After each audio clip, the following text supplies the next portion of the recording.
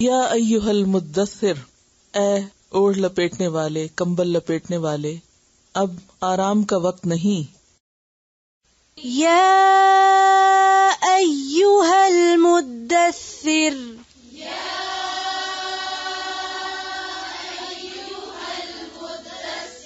یا ایھا المدثر،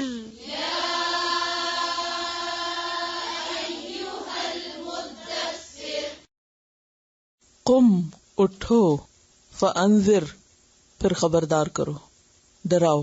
پہلی وحی میں کیا تھا؟ اقرأ بسم ربک الذی خلق، اور اس کے بعد اگلی وحی میں قم فانذر، اٹھو اور لوگوں کو آگاہ کرو.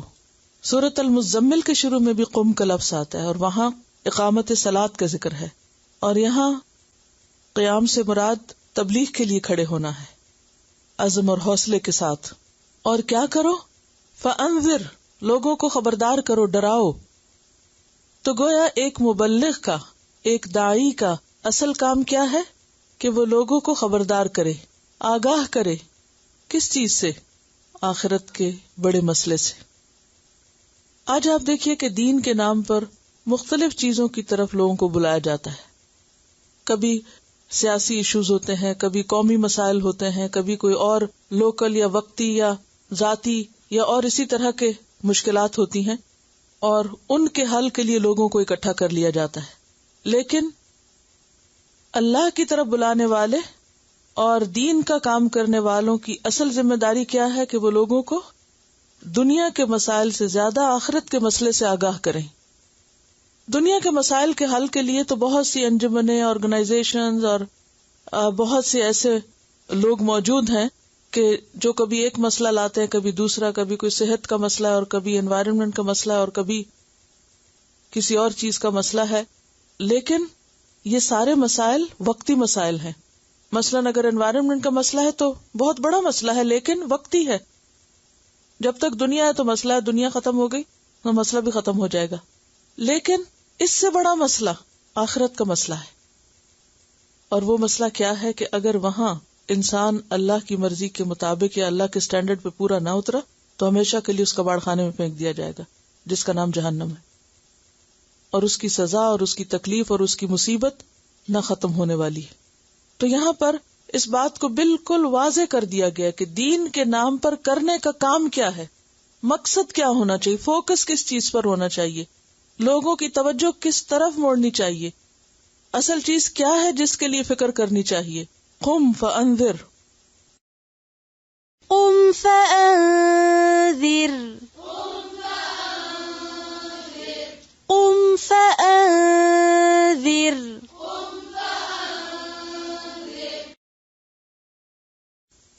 وربک فکبر، اور اپنے رب کی پس بڑائی بیان کرو.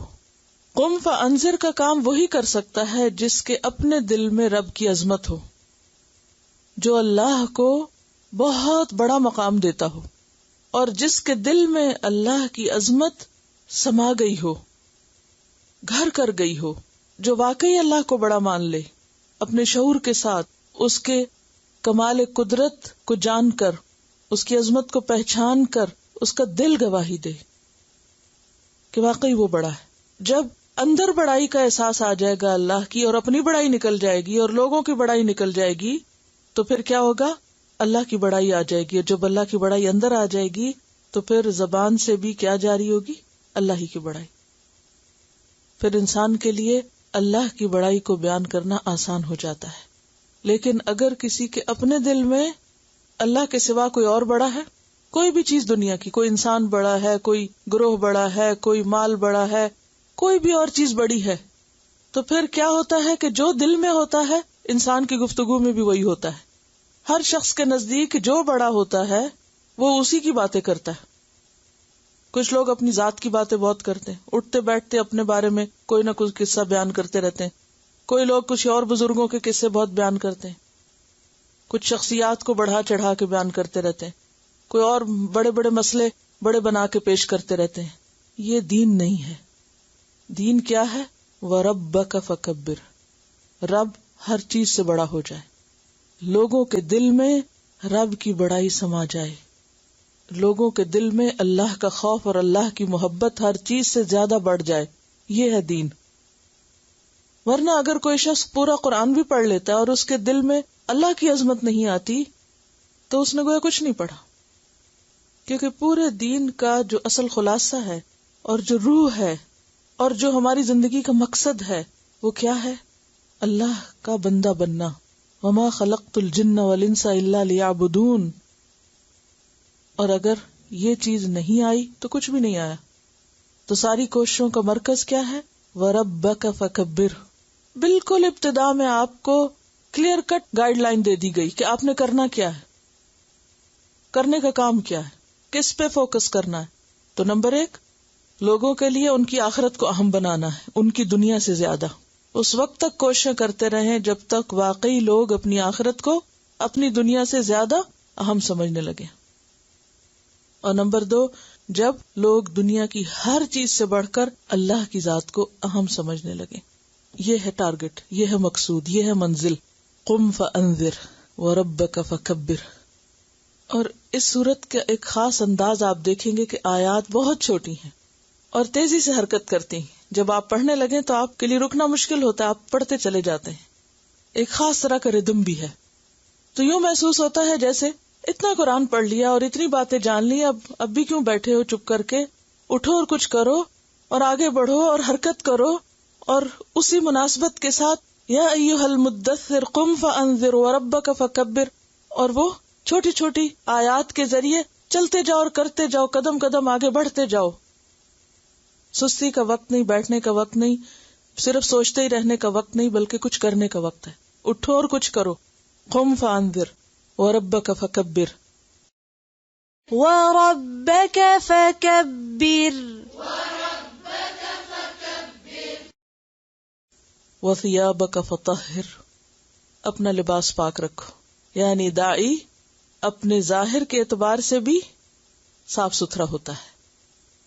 جب وہ اللہ کی بڑائی بیان کرے تو اس کے لیے لازم ہے کہ وہ صاف ستھرے لباس میں ہو. یہ اس کا پہلا معنی ہے، کیونکہ ثیاب کا لفظ ثوب سے، اور ثوب کپڑے کو کہتے ہیں. اور طاہر کا لفظ طہارت سے، پاکیزگی. یعنی جہاں بدن کی پاکیزگی ضروری ہے وہاں لباس کی پاکیزگی بھی ضروری ہے. اور ان اللہ یحب التوابین ویحب المتطہرین، وہاں ہم نے متطہر کا معنی کیا پڑھا؟ اور یہ آیت کن کے بارے میں نازل ہوئی تھی؟ اہل قباء کے بارے میں، کہ جو اپنے جسم کو پاک صاف رکھتے تھے. تو طہارت جسمانی صفائی ستھرائی کے لیے آتی، ظاہری چیزوں کی صفائی کے لیے آتی. اور روح اور اخلاق اور باقی چیزوں کی طہارت کے لیے کیا آتا ہے؟ تزکیہ کا لفظ آتا ہے. ایک اور آیت ہے سورۃ انفال کی جس میں آتا ہے وَيُنَزِّلُ عَلَيْكُم مِّنَ السَّمَاءِ مَاءً لِيُطَهِّرَكُم بِهِ. اتارتا ہے تم پر آسمان سے پانی تاکہ اس کے ذریعے تم کو طاہر کر دے، پاک کر دے. وَيُذْهِبَ عَنكُمْ رِجْزَ الشَّيْطَانِ، اور تم سے شیطان کا رجز، گندگی لے جائے. تو رجز جو ہے وہ ایسی گندگی ہے جو وسوسوں اور اللہ کے بارے میں بدگمانی اور برے خیالات پر مبنی بھی ہو سکتی ہے، اور ظاہری گندگی بھی ہو سکتی ہے. رجزم من السماء ما كانوا يعملون، عذاب کے لیے بھی لفظ آتا ہے. تو یہاں پر ایک داعی کا حال حلیہ کیا ہونا چاہیے؟ وَثِيَابَكَ فَطَهِّرْ. ظاہر میں بھی اس کو صاف ستھرا ہونا چاہیے. نبی صلی اللہ علیہ وسلم کس قدر مسواک کا اہتمام کیا کرتے تھے، اور جسمانی صفائی ستھرائی کا، اور اسی طرح لباس کی صفائی. پھر اسی طرح عربی میں ثیاب کا لفظ جو ہے وہ لباس کے علاوہ دامن کے لیے بھی آتا ہے. دامن کس کو کہتے ہیں؟ کردار کے لیے. یعنی اپنا اخلاق اور اپنا کردار یا اپنا جو ظاہر ہے اس کو بھی پاک رکھیے. یعنی غرور اور نمائش اور کسی قسم کا لبادہ نہ اوڑھیے. یعنی لباس صاف ستھرا تو ہو لیکن کوئی خاص مخصوص قسم کا مذہبی لباس مراد نہیں ہے. آپ دیکھیں گے کہ جیسے فوجیوں کا خاص لباس ہوتا ہے یا کسی اور خاص قسم کے گروہ کا لباس ہوتا ہے، یا بعض مذاہب میں مذہبی جو رہنما یا لیڈرز ہوتے ہیں ان کا ایک خاص قسم کا لباس ہوتا ہے. تو یہاں پر جو دین ہمیں تعلیم دیتا ہے وہ یہ نہیں کہ ہم دین کو محض لباس کی حد تک محدود کر دیں اور صرف لباس ہی نمائندگی کرے اور اس کے بعد کوئی اور چیز دین کی نمائندگی کرنے والی نہ ہو. وَلِبَاسُ التَّقْوَى ذَلِكَ خَيْرٌ، تقوی کا لباس بہتر ہے. تو تقوی کا لباس حدود کی پابندی کرتا ہوگا، یعنی جو اللہ نے بتایا ہے کہ اپنے آپ کو کس طرح ڈھانکو، سطر کس طرح ڈھانپو، باحیا لباس ہو، درست ہو، لیکن اس کے ساتھ ساتھ یہ ہے کہ لباس فخر اور غرور اور اپنی نمائش اور اپنی خاص آئیڈینٹی بتانے کا ذریعہ نہ ہو، بلکہ اصل چیز جس پہ توجہ کی ضرورت ہے وہ کیا ہے؟ صاف ستھرا ہو اور تقویٰ ہو اور نمائش سے پاک ہو. یعنی خود کو نمایاں کرنے کی جو چھپی ہوئی خواہش ہے وہ نہ ہو. وَثِيَابَكَ فَطَهِّرْ، اور اپنے لباس کو بھی پاک رکھو ظاہری نجاستوں سے بھی اور اس کے اندر چھپی ہوئی ذہنی خرابی سے بھی، کیونکہ لباس انسان کے ذوق کا عکاس ہوتا ہے. انسان کیا پسند کرتا ہے اور کیا نہیں کرتا وہ کہاں سے پتہ چلتا ہے؟ اس کے پہننے کے انداز سے کہ وہ کیا ہے. اور ہر قوم اپنے لباس سے پہچانی جاتی ہے، لباس پہچان کا ذریعہ بھی ہے. تو ایک مسلمان اگرچہ اپنے لباس کی صفائی ستھرائی اور اسلامی وضاقتہ اور حدود کی پابندی سے پہچانا جائے گا، لیکن پھر وہ باریک حد یاد رکھنا وہ لباس نمائش کا ذریعہ نہ ہو، ریاکاری کا ذریعہ نہ بن جائے، وہ ایک لبادہ اوڑھنے والی بات نہ بن جائے کہ بس اس کے ذریعے لوگوں کو دور سے مطمئن کر دو کہ ہم بہت مذہبی لوگ ہیں. وَثِيَابَكَ فَطَهِّرْ، وَثِيَابَكَ فَطَهِّرْ، وَالرُّجْزَ فَاهْجُرْ، اور گندگی کو چھوڑ دو. رجز کا لفظ جو ہے بتوں کی گندگی کے لیے بھی آتا ہے، اور رجز عام طور پر ظاہری گندگی کے لیے آتا ہے، عذاب کے لیے بھی آتا ہے. سورۃ البقرہ میں آتا ہے نا بنی اسرائیل کے لیے کہ ان پر عذاب اتارا تو رجز کا لفظ آتا ہے. ایسا عذاب جس میں کراہت اور گندگی کا اثر پایا جاتا ہو. تو رجز سے مراد پلیدی، گندگی، گناہ حسی اور مانوی دونوں اعتبار سے استعمال ہوتا ہے. ٹھیک ہے، اگر آپ رجز ایک معنی لکھے گندگی اور پھر حسی اور مانوی کر لیں تو بات پوری ہو جائے گی. وَالرُّجْزَ فَاهْجُرْ، ہر طرح کی گندگی کو ترک کر دیں، خواہ وہ حسی ہے سامنے ہے یا پھر وہ مانوی ہے. یعنی ہر طرح کے شرک اور ہر طرح کی جو عقائد کی خرابی ہے یا وسوسے ہیں یا اس طرح کی چیزیں جو ہیں ان سب سے الگ ہو جائیے. اور جنگ بدر کے موقع پر اللہ تعالیٰ نے جو بارش اتاری تھی اس کا ایک مقصد کیا بتایا گیا؟ وَيُذْهِبَ عَنْكُمْ رِجْزَ الشَّيْطَانِ. تو شیطان کی رجز کیا ہوتی ہے؟ وہ کو نظر تھوڑی آتی ہے، وسوسے ہوتے ہیں. تو اب دیکھیں کہ یہ تاکیدی حکم ہو گیا.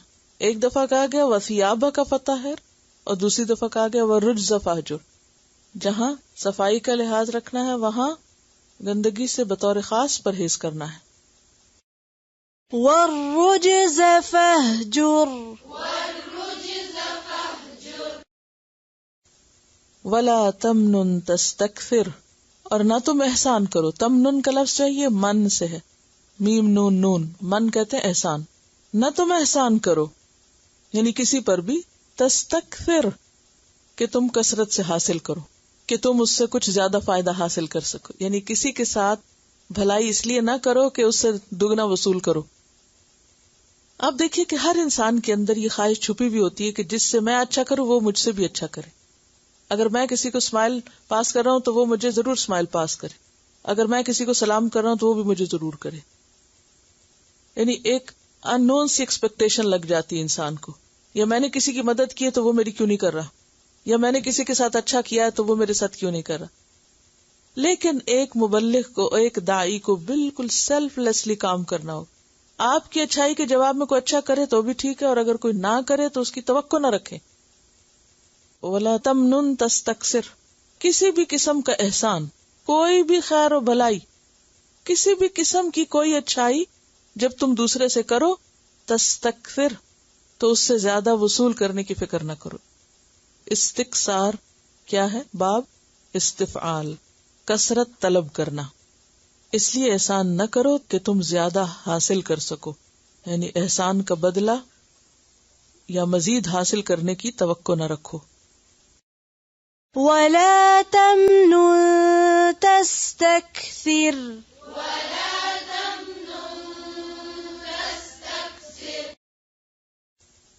وَلِرَبِّكَ فَاصْبِرْ، اور اپنے رب کی خاطر صبر کرو، کیونکہ صبر کے بغیر یہ کام ہو ہی نہیں سکتا۔ تو یہاں پورا ایک مینول دے دیا گیا ہے کہ ایک مبلغ کو کن کن چیزوں کا خیال رکھنا ہوگا، اور آغاز تبلیغ میں خاص طور پر یاد رکھنے کی باتیں کیا ہیں۔